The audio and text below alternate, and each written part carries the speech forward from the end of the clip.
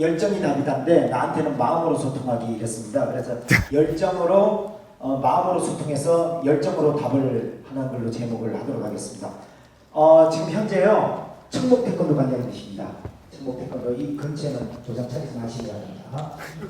현재 한 320년 정도 가는 인생이 있고요.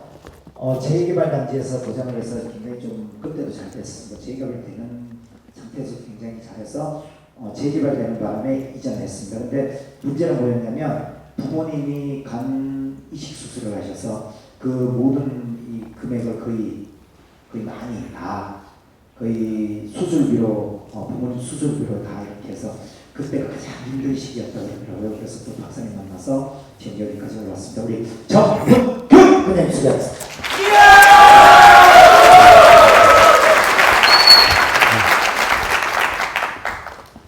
안 일어나서 한테 봤습니다. 다. 마이크가 생각보다 많이 무겁네요. 제가 오늘 세미나 한다고 우황청심원을 식탁에다가 딱 올려놨는데 너무나 긴장한 나머지 우황청심원도 안 먹고 왔습니다. 그래서 지금 많이 긴장이 되고 막 지금 이게 좀 떨리긴 하는데요.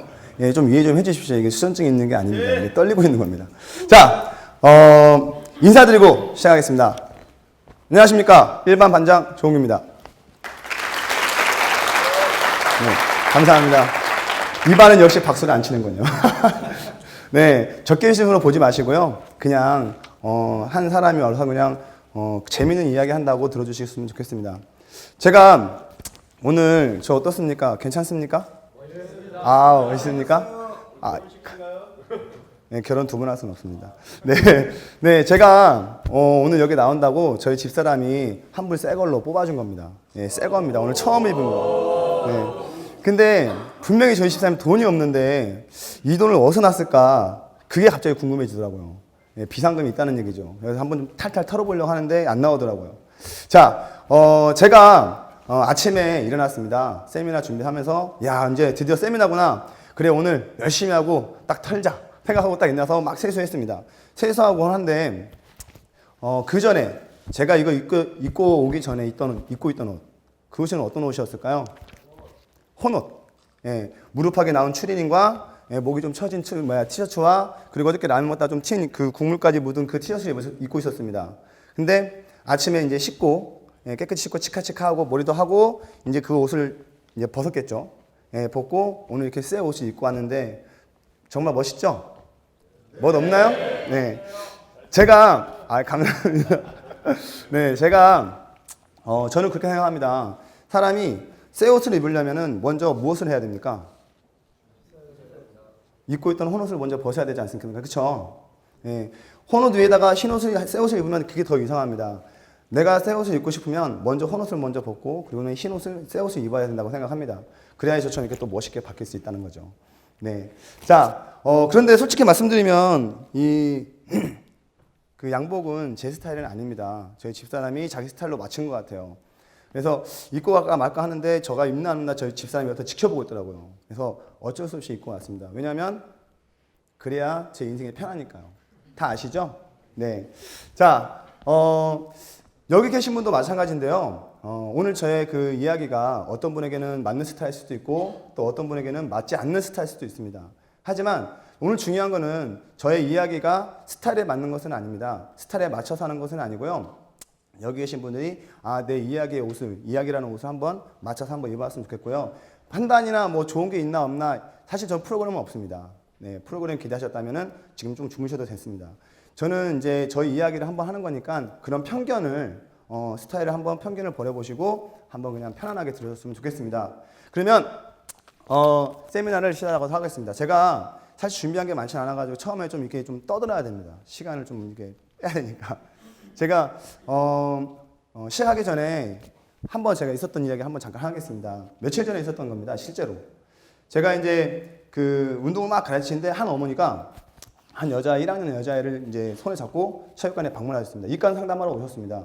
그래서 상담하러 오셨길래 이제 안내해드리고 이제 커피를 드리고 이제 상담을 하는데 어머니께서 제가 물어봤죠. 어머니께 우리 아이가 여기 운동하러 왔습니까? 당연하죠. 운동하러 왔죠. 그러면 우리 아이는 운동을 왜 하러 왔습니까? 라고 여쭤봤어요. 그랬더니 너무 소극적이래요. 엄청나게. 그렇구나. 그럼 소극적인 아이들은 보통 착하고 얌전하고 그죠? 말수가 없고 이래야 되죠. 그래서 아 그렇구나 하고 어머님하고 막 이런저런 이야기하고 또 이런저런 이야기를 막 했습니다.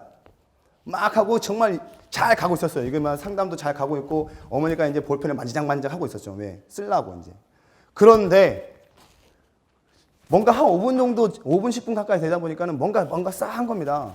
여기 이 아이를 딱 봤어요. 이 아이가 저를 뚫어지게 쳐다보고 있는 거예요. 그래갖고 제가 속으로 그랬죠. 잘생긴 건 알아보구만. 이게 내 얼굴이 애들한테도 먹히는구나 라는 그런 자신감을 갖고 막 상담했는데 정확히 1분 후에 이 아이가 딱 엄마한테 이렇게 얘기합니다. 엄마, 이 아저씨 못생겼어. 그 얘기를 딱 하는 겁니다. 싫어합니다. 어떻게 됐겠습니까? 그 순간 저는요, 그동안에 했던 그런 그 상담 내용을 다 까먹었습니다. 오직 머릿속에, 엄마, 이 아저씨 못생겼어. 엄마, 이 아저씨 못생겼어. 이게 떠나지 않는 겁니다. 결국 그 다음에 상담 어떻게 될지 뭐냐, 난감하죠. 근데 이 아이를 보다가 이렇게 그 어머니께 시선을 틀었습니다. 완전히 제가 교육된 상태로 시선을 틀어서 어머니를 딱 봤는데 어머님은 식은땀을 흘리고 계시더라고요. 예, 이미 뭐 동공이 풀리셨고 어머님 표정이 딱 그겁니다. 아, 뭐 됐다. 막 이런 표정이더라고요. 그래서 제가 빨리 표정을 바꿔서 아이한테 그랬습니다. 농담식으로. 야, 너 농담도 잘한다. 관장님이 얼마나 잘생겼는데 봐봐 잘 그러더니 그 아이가 또 한마디 합니다. 실제 있었던 얘기입니다. 뭐라고 하는지 아십니까? 엄마, 이 아저씨 바보 같아. 이 얘기를 딱 하는데 진짜 의자 딱 밟고 일어나가서 덩실을 딱 짚고 끝내고 싶었습니다. 하지만 그렇게 할 수가 없었죠. 예, 소심하게 그냥 손을 참았는데 제가 그 아이를 근데 정말 신기한 건 입간을 했어요. 예, 입간을 해가지고 갔습니다. 어머님이 막 쓰는데 마지막에 뭐라고 쓴지 아세요? 관장님 우리 아이 잘 부탁합니다. 이렇게 쓰는 거. 엄청나게 의미가 있는 얘기죠. 예, 왜냐하면 그 아이가 사건을 만들었기 때문에. 예, 제 인생 그 지도자 인생 중에 제일 위기의 순간이었습니다. 정말 의자를 이제 정말 힘들었습니다. 참는 게. 저도 잘 모르겠습니다. 그 아이를 사랑으로 지도할 수 있을지 없을지는 잘 모르겠지만 열심히 또 지도를 해봐야겠죠. 근데 제가 정말 잘 못생겼습니까? 감사합니다. 잘생겼. 제가 이렇게 좀 국어를 합니다 원래. 네, 이해해 주십시오. 자, 이제 본격적으로 제 세미나를 제 이야기를 시작하도록 하겠습니다. 사실 이렇게 좀 적어왔습니다. 괜찮죠? 네. 물부터 마시고요. 네, 긴장이 돼서 죄송합니다.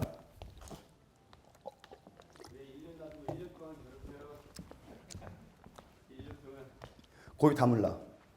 아, 네. 제가는 이제 이제 태권도를 하게 된 경위를 이제 말씀드리자면 태권도를 하게 된 그 시작점을 말씀드리자면 일단 태어난 것부터 시작해야 됩니다. 저는 전라도 남원에서 태어났습니다. 남원이 어딘지 아십니까? 춘향이가 그네 타고 놀던 곳이 어딘지 아십니까? 강활루. 손 들어보세요. 강활루. 강활루에 사셨어요? 아, 그냥 그거 알고 계시는 거구나. 아, 나 고향 사람 만났냐고 정말 반가워서 가서 하이파이브 한번 하고 뽀뽀해 주려고 하는데 그건 안 되겠네요. 네, 저는 바로 강활루 옆에서 태어났습니다. 그 작은 마을에서 태어났는데 작은 마을에서 중에서 제일 가난한 아들로 태어났습니다. 장남으로. 제가 어렸을 때 저희 기억은 뭐냐면 항상 저희 어머니가 저 손을 딱 잡고 항상 동네를 돌아다녔어요. 여기저기 집을 다녔습니다. 저희 어머님이 동네 사람 모르는 사람이 없어요. 다 압니다. 제일 가난했거든요. 그래서 항상 뭘 했냐면은 쌀 꾸러 다니고, 뭐 보리 꾸러 다니고, 심지어 반찬까지 꾸러 다니고. 이제 죄송합니다. 제 손을 잡고 그런 기억이 그럭이 제일 크게 남아 있습니다. 이제 너무나 이제 가난하다 보니까는 사남매가 있었는데 큰 누님, 작은 누님, 그다음에 그다음에 제 남동생. 이제 이렇게 같이 이제 있다가 너무나 이제 먹고 살기 힘들잖아요. 빚도 많고. 그러니까 저희를 이제 친척한테 다 맡깁니다. 뿔뿔이 흩어집니다. 저는 이제 할머님에게 이제 할아버지 할머님에게 이제 손을 맡겨줬는데 거기서 이제 초등학교 2학년 때까지 삽니다. 예, 뭐 엉망이었죠. 관리가 안 되니까. 예. 그런데 이제 저의 이제 바람이 이루어집니다. 부모님과 이제 초등학교 3학년 올라갈 때 함께 살게 됩니다. 함께 살게 돼서 서울에 올라왔는데 어떻습니까? 제가 키가 이게 그때는 더 작았겠죠. 근데 지금은 이제 뽀여졌잖아요. 그죠? 네. 대답한 사람 감사합니다. 네. 네. 일반 이렇게 저 뒤통수를 때릴지 몰랐습니다. 완전히 짜증납니다, 지금. 네. 자, 내가 입금 다 했는데 이게 안 되는 건가? 이게? 오늘 우리 알바 제가 썼거든요. 입금 다 끝냈는데 함성이 잘 안 나옵니다. 거의 다물라. 자, 죄송합니다. 아, 네. 그래서 어디까지 했죠? 쓸데없는 얘기하다 까먹었네. 예. 시커먼 애가 먼저 왔는데 이제 전화가 갔습니다. 3학년 때 이제 1학기 때 딱 전화가 갔는데 거기가 이제 서울 미동 초등학교입니다. 서울 미동 초등학교를 딱 갔는데 이제 친구들이 제가 막 사투리 쓰고 막 하니까는 너무나 신기한 거예요. 그러니까 제가 이제 조금 원래는 엄청나게 성격이 쾌활하고 엄청나게 조금 까불고 개구진 아이인데 이제 완전히 이제 내 키만큼 작아져 버린 거죠, 마음이. 예, 중육 때니까. 아는 사람도 하나도 없고. 그러니까 말 거는 게 너무 힘든 겁니다. 왜냐하면 내 말을 못 알아들어요. 그제? 아따 그려? 맞아. 음에 환장하거든요. 막 이러면서 하니까 애들이 신기해. 사건이 터집니다. 뚱뚱한 여자니까 진짜 키도 엄청 큽니다. 뚱뚱해. 딱 정말 엄청난데 뚱뚱한 키가 엄청 커요. 여기도 그런 분 계시잖아요. 그죠? 없나요? 네. 그 아이가 저한테 와서 외계인어라고 외계인 단어한다고 한 번 더 해보라고 하는 겁니다. 옆에서 계속 찔리면서 약 올리는 거예요. 그래서 제가 어떻게 합니까? 한 방에 날립니다. 한 방에 날려서 이겼을 것 같습니까? 뒤지게 맞습니다. 그 다음에 뒤지게 맞아서 코피가 터지고 여기 이렇게 붓고 코 있는 데가 이렇게 붓습니다. 부어가지고 제가 졌죠. 그때는 이제 코피 나면 지는 거니까. 그래가지고 아버님이 이제 저를 보더니 이렇게 된 걸 보더니 야 남자 새끼가 맞고 다니면 어떡하냐 그래서 손을 딱 잡더니 막 끌고 갔어요. 저를 진짜로 딱 끌고 가서 어디 가느냐 태권도장을 갑니다. 그렇게 태권도장에 간 게 어디냐면 태권도장이 저는 태권도장에서 운동을 한 번도 해본 적이 없어요. 네, 그게 좀 아쉬운데 서울 미도 초등학교에 시범단 있고 시범단 후보가 있고 1부, 2부가 있는데 2부로 딱 들어가게 됩니다. 흰띠를 내고. 그래서 그때 이경원 사모님을 처음 만나 뵙죠. 그래서 태권도를 시작하게 됐는데 제가 사실 이렇게 지도자 생활을 하고 있는 이유는 사실 이경원 사모님의 영향이 너무나 큽니다. 네, 제가 정말 존경하는 그런 분이시고 그렇게 해서 태권도를 시작하게 됩니다. 그리고 이제 중학교, 고등학교 계속 운동을 하고 군대를 가게 됩니다. 예, 군대를 가게 되는데 저는 뭐 솔직하게 다 털어놓습니다. 저는 대학 나오진 않았습니다. 예, 고등학교 출신이고요. 대학은 포기됐습니다. 예, 돈이 없어서. 그래서 군대를 갔다 와서 바로 사범을 하기 시작합니다. 네. 자, 사범을 시작하게 되는데요. 저는 사범을 총 4군데서 합니다. 첫 번째 사범은 군대 제대하자마자 선배 손에 잡혀서 끌려갑니다. 3번 있는 체육관에서 하게 되는데요. 거기서 45만 원 받고 사범 생활을 시작합니다. 저는 그때 집이 서울 서대문이었습니다. 3번까지 가려면 엄청나게 멀었죠. 1시간 반 이상을 가야 됐는데 거기서 45만 원까지 좋았습니다. 근데 5타임을 하랍니다. 태권도의 태자도 이제 지도 생활을 모르는데 알겠습니다. 그때는 저는 이제 뭐 하라니까 그냥 했죠.